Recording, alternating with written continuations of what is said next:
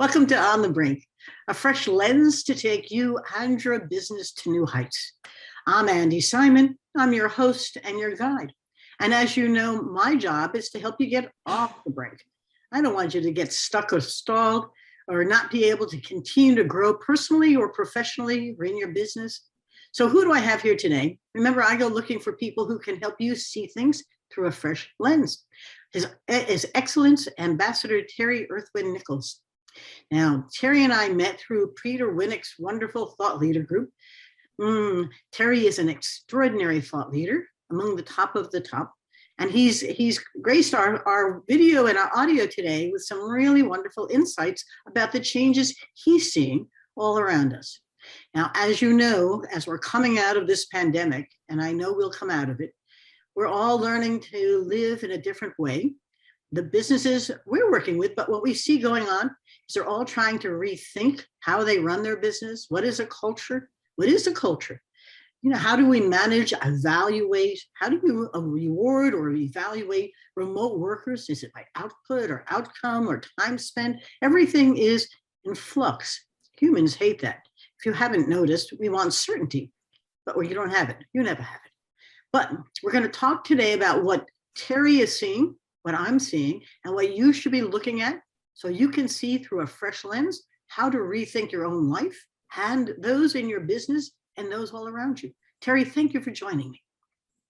Thank you for bringing me in, Andy. This is a terrific follow-up from great conversations we've had over the last couple of years. So yes, I'm glad to be here. Now, I could read Terry's bio, but I want him to share with you his bio, because his journey's been an interesting one. Navy, all the world his work is doing, he's going to Nigeria. He's got a really rich life. Let him share it with you, please. Who is Terry Earthwind Nichols? And then we'll talk all about what you want to share today about consortiums, because it's exciting stuff. Yes. Well, the name starts out to be kind of interest. I was born in western Montana and raised in the Rocky Mountains. Mountain boy, run up and down sides of mountains and those kinds of things. And I was raised to believe I was a fourth generation Irish American white boy. And it wasn't until I was 46 years old that I found out I'm Native American. And so I contacted my tribe and connected with them, and they gave me the tribal name Earthwind, which is Gado Onule, which means his breath across the earth, because they knew that a lot of my journey in life and what I'm doing with my companies has to do with a lot of world travel. And so Earthwind was the name they gave me. And that works really well for branding and otherwise, because if you were to Google Terry Nichols, you get about 17,000 in North America alone. That's a lot of Terry Nichols. A lot of Irish American. Yeah, right. And you know, Terry Earthwind Nichols, you get my companies, my social media, YouTube, you know, podcasts, whatever. And there's only one in the world. So that works out very well for me. And for you numerology people, it's a prime, all of my variables of my name come out to the prime number of 8, infinity. So I keep going and going and going, kind of like the energy, the ever-ready bunny from back in the late last century. The Energizer. Well, you are an Energizer, buddy. Where, you know, over your journey, though, you've had a number of very important, I'll say catalytic moments as your career has developed. I like catalytic moments. I'm a believer in serendipity. So, Infinity, sir, tell us a little bit about that journey so that people can really appreciate the wisdom that you're going to bring them. Well, I'm one of those people that walks into a room and unconsciously people are drawn to me, particularly the leadership who may be in the room. That happened to me many times in foreign ports, in foreign countries. I would be part of a delegation from my Navy ship to a welcoming of some sort. And invariably, the military commander of the whole area would end up talking to me for half an hour or more, and talking to my seniors a couple of minutes, and that was it. And so that's happened a lot to me in my life. And I loved my 20 years as a Navy man because I got to see a lot of the world and meet a lot of very, very interesting people. And now I'm out. I've had many jobs and many careers, and all of that has served me to what I'm doing right now, and that's speaking on the world stage about many things, thought leadership being a primary one. And I'm mentoring some very high level executives from around the world with all of that experience and my journey in life. And at 69 years old, I am having the best time. Even COVID, yes, I love speaking on the stage, but I've spoken to 1,000 or more people right here online. So that continues as well. It's been a wonderful life, and I look to even more things coming in the future. Well, it has been, and I agree with you. COVID has, for those of us who adapt well, we found all kinds of new value and roles to play. But you have your 8th book coming together, and I was very interested in how you were developing it. Tell the listeners a little bit more about the 7 books, because they seem to have all built on each other. And then we'll talk about this 8th one because it's about Consortium. And I'm writing my 3rd book, and we're focusing on how collaboration has become so essential for people to run good business, but also to build a good society. Tell us about your books, all 7 of them, and then we'll talk about the 8th. Well, the first 2 books are about my journey in life. My Facebook friends, my social media friends have all encouraged me, you got to write this down. You got one interesting story. So I'm writing 13 volumes, which will ultimately become a biography probably, in the light that each book is a chapter of the big book. So that when we get all 13 of them done, in Native America, 13 is a lucky number, not an unlucky number. And so 13 books, 13 chapters, one result.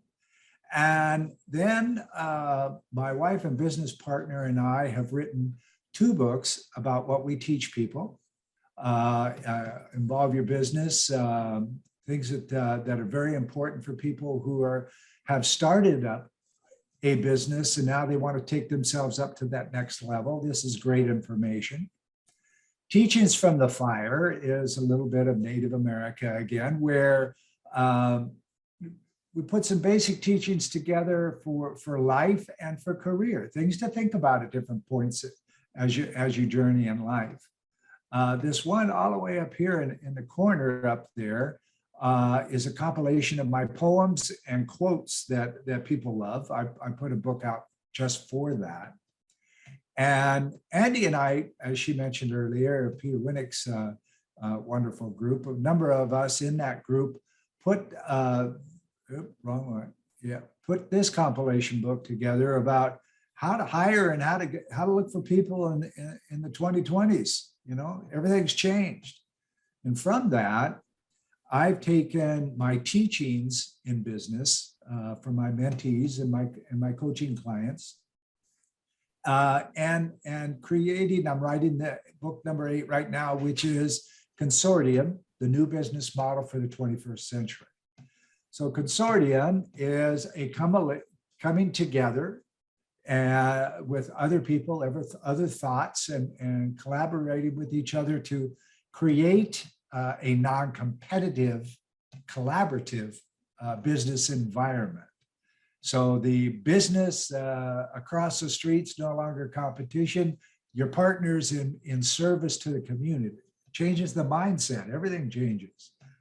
So what does Consortium really basically does is Well, ladies and gentlemen, think for a moment, the last time you really achieved something, how good did you feel? Mm-hmm. How bad did you want to do that again? You wanted to repeat that feeling. And if you did it in a company or in a group of people, you want to connect with those people again and do it again. So if your company that you work for becomes people-centric and not resource-centric, Mm-hmm. so we're throwing out the words human resources and making it people-centric and the people place to go to get your records, you become part of a vision of a company that is not connected to timelines and goals. Timelines and goals under the old business model made it very ripe to make liars out of people, to make dishonest people out of honest people. And let's face it, we've all missed goals over and over and over again, and you get very deflated and burned out.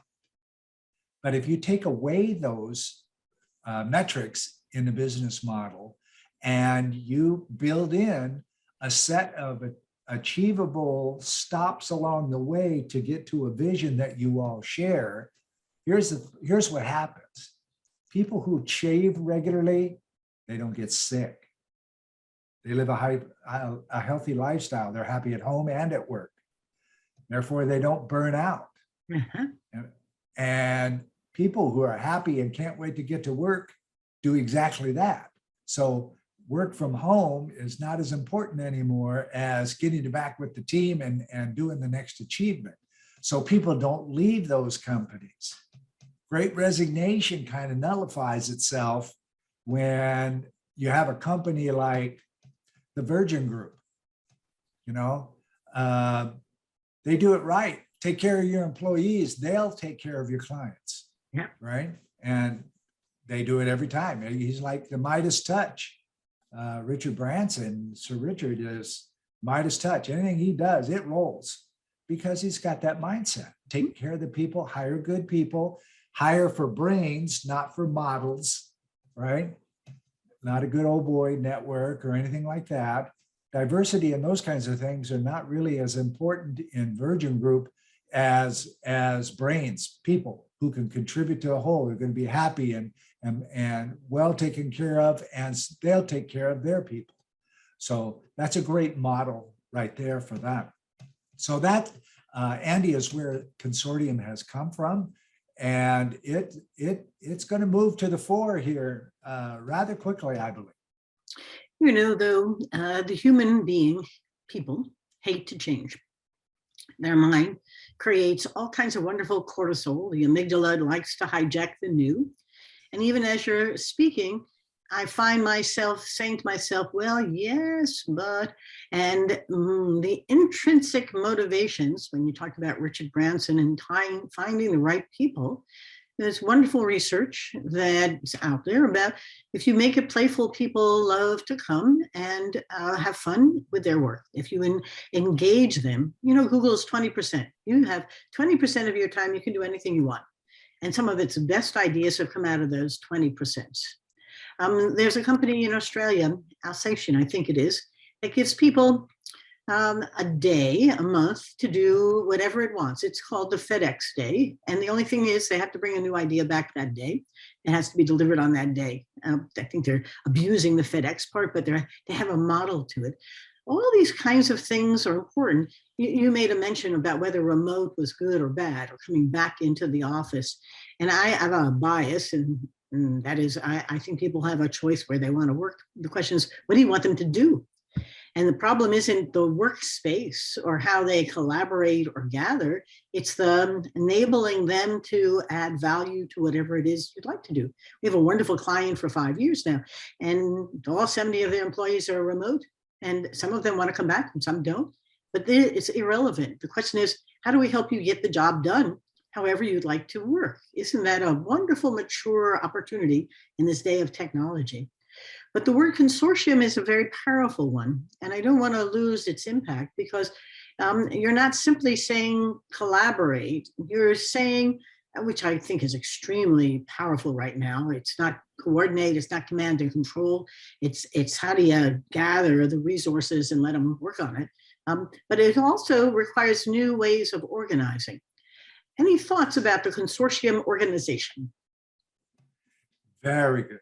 Very good point. When you have a consortium, you have a mixture of experience, model sets, mindsets, where you bring in, sports people love the analogy. You bring in your team and you build a team that's dedicated to each other, and the result of that dedication is winning. Mm-hmm. Now, what happens if you take out the need to win and you leave in the best players? The best players will win because they take care of each other, they respect each other, and they can't wait to work with each other remotely or otherwise, because a lot of what we do is on a computer screen anyway, okay, a desktop model of some sort. So both a in-office and remote combination is perfectly fine. The concept in Australia, I think, is an excellent one. And the consortium of people that we have for our consortium division at Evolutionary Healer, we are working to work with global Fortune 500 companies, where we, depending on the type of industry of the company, let's say it's a bank. I love to use a bank analogy. I bring in 3, sometimes 4, including myself, world-renowned experts, specialists in the banking and financial industry to go to work for this corporation or work with them for 3 years, okay? And then we bring in specialists that are needed as we progress through the 3 years to do something with chief experience officer, for instance. We bring in somebody, I have somebody that's incredible out of Germany who does experience. And they work with that person and they're part of that corporate world until whatever we brought them in for is completed, and then they leave. They're not there for 3 years, okay?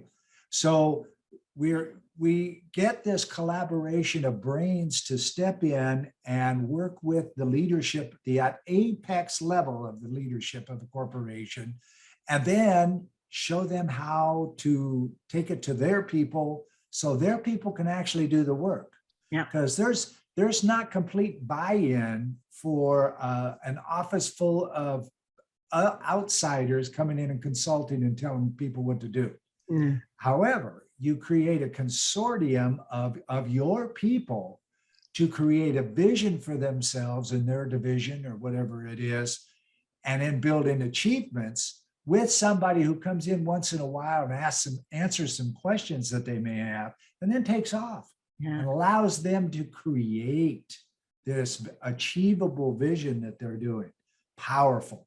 And that's a consortium more than anything else. The word collaboration is a basic, but it's not necessary to have all the time. You don't have to sit all the players down every time to have a meeting.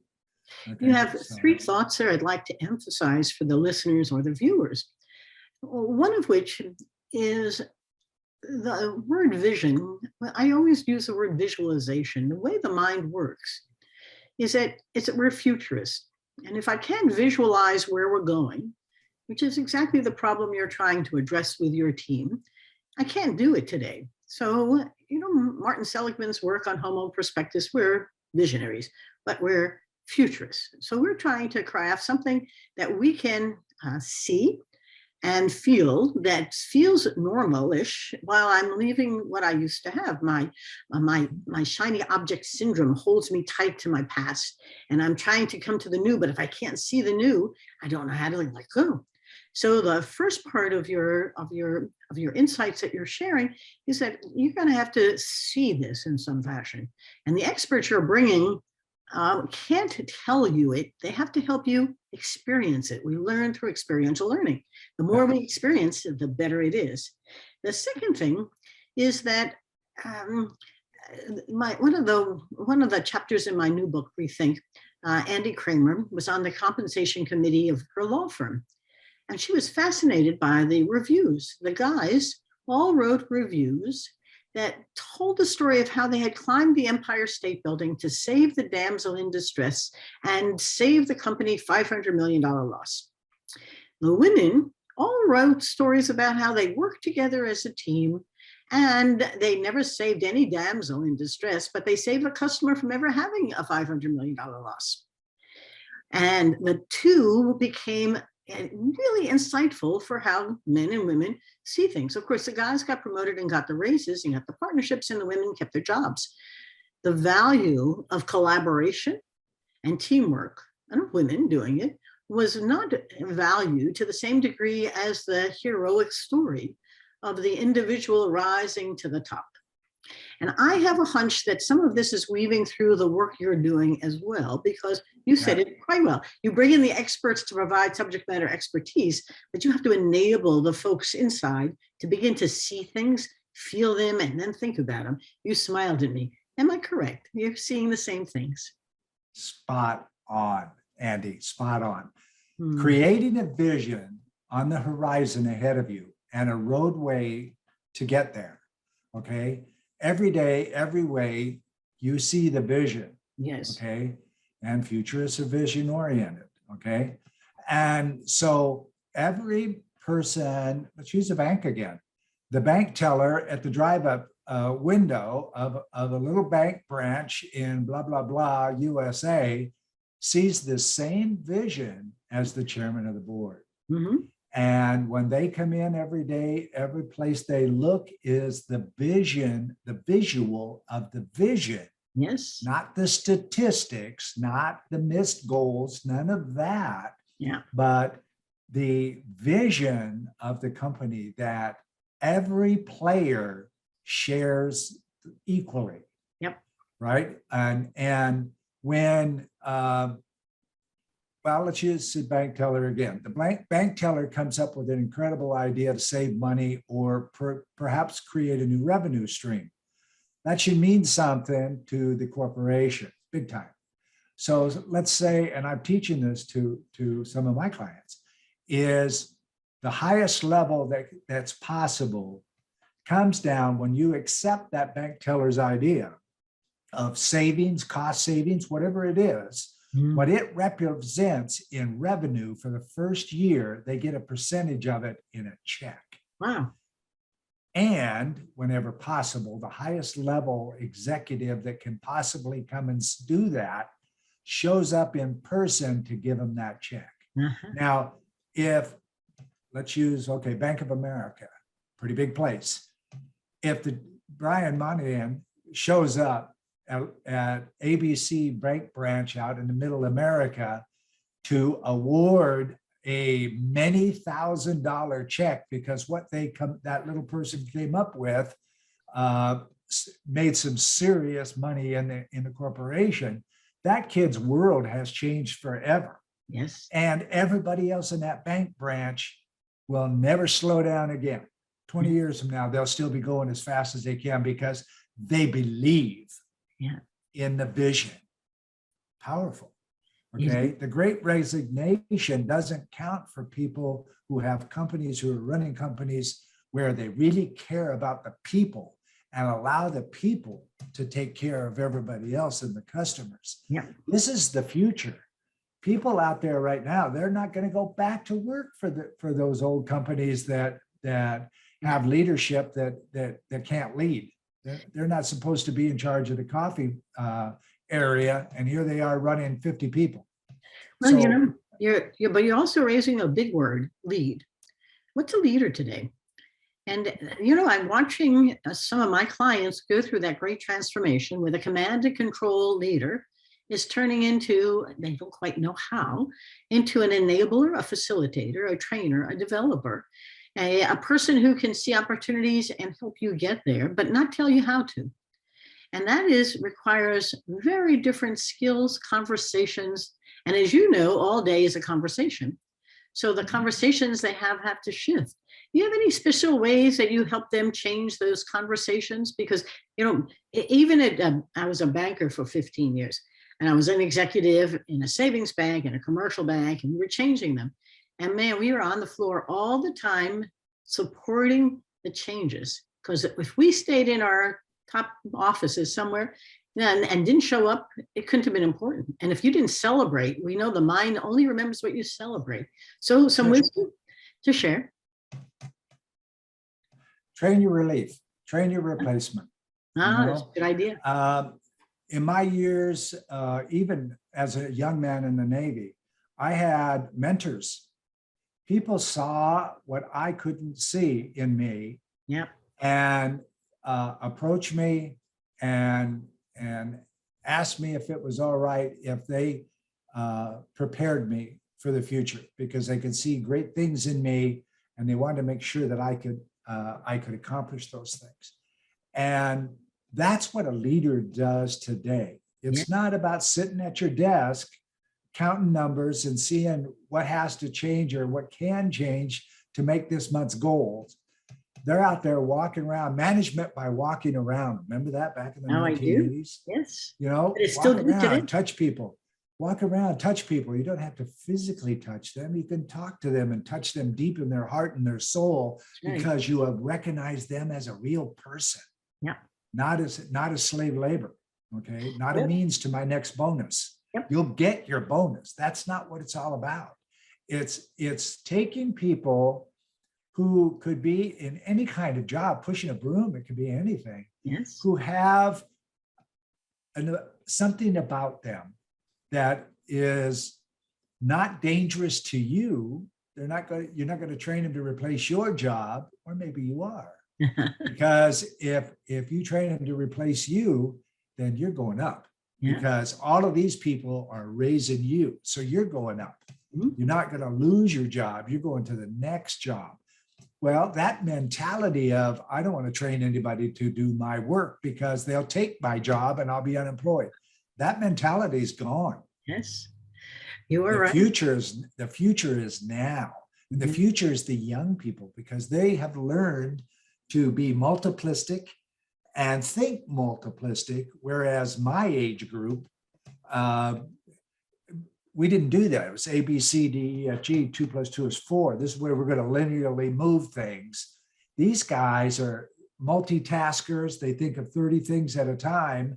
And you get, as leaders and supervisors, get to stop and really think about and listen to these people, because their ideas is the future of your company. That's right. Okay. They're the future, not us. My last thought, and then we'll wrap up. Terry, she just sent something important. Listen, but don't already have the answer in your head. Sometimes I have to do that when I'm doing my podcast. Listen carefully, listen to Terry, because you're going to hear things that are going to help your own story change. So a little storytelling, we live the story in our head. And when you have it in there, it won't change unless they experience or hear something new that begins to transform it in some way. So my hope is that for our audience, listeners and viewers, as you listen to Terry, think about how his story is changing your story. Because he's saying the past was, the future is here, but it's still all developing. And together we can go farther, faster than we could alone. In an old world where you waited for people to finish things and reward them, pay them, and they never got to where they wanted, and then they got angry, they had a 3% raise. Well, what are we working for? Yes, we work to make a living, but we also live to work, although some of us do. Now, the question is, if they'd like to buy your books, Terry, where can they buy them? And then a couple of things you don't want them to forget. I always like to leave with 1 or 2 things that are important for them to remember. Well, one, very important, always listen to understand, not to respond. Yes, I love that. Listen to understand. And, yes. Yeah. And if you can be anything, be kind. Ah. It will come back to you. Whatever you send out in energy, good or bad, positive or negative, will come back at you multiplied. So start with yourself. This is not being selfish. Start with yourself, being okay and present with yourself. And Yes. then when you give a compliment or something to somebody, it's genuine. Yep. The future of business is all about honesty and integrity. It's nothing to do with, can I get you a sale? It's, can we be friends? Because over the next 20 years, I know I'm going to get a lot of business from you, and that's okay, but I'm going to have a great friend. Yes. Right? That's empowering, Yeah. very much empowering. So that's what I would leave. Now, as far as my books, they're all on Amazon. Yeah, again, Terry Earthwind Nichols, and you get all of me. So that's always important as well. Your legacy has given you a unique position in life. And I think it's been a fabulous day talking about things that matter to both of us, different ways, but very much aligned around how do we help people? And I say these words carefully. You have to see it, feel it, then think about it, and then do it. And so the question really is, how do I help you see, feel, and think so you can then do things with new vigor? Part of the changes that are happening that frightened everybody is they're unfamiliar with them. And so it's like being dropped in a foreign country without a language to speak. But we figured it out, some better than others. Now the question, as we continue to change, the speed of change is not slowing down. It's a fast changing times, and you're going to have to lead differently, build a different kind of business. All those people resigning are opening up their own business. 13 million women own business today, 40% of the businesses in the US, and they're all bringing new expertise out into the market. And there's a whole lot of new ways of helping each other, buying from each other, developing each other. So these are great times for thinking about we, not I, and about thinking about where we're going together as opposed to myself. So with that in mind, I will do one bragging. I have 2 books that I hope you get because they'll help you see, feel, and think in new ways. My first book, On the Brink, is an award winner, a bestseller, and it's just a great way to see how companies have changed using a little anthropology. Rethink, Smashing the Myths of Women in Business is exactly 1 year old, and it has done extremely well. And we're now building my second big event, May the 4th, which is Rethinking Women. And we're not quite sure what the subtitle is, but we're playing around with trends and insights and transformation because what we're watching is women are changing and the world they're in is changing too. Can we help it move faster, further together? On that note, I hope it's been a great day for you. I hope you please stay healthy and happy. Terry said, be kind. If you know anything about the science of well-being, kindness is extremely powerful to make you feel better. So be kind, be grateful, and say, thank you, Terry. I'm glad you came today. Goodbye, everybody. Have a great day. Bye-bye now.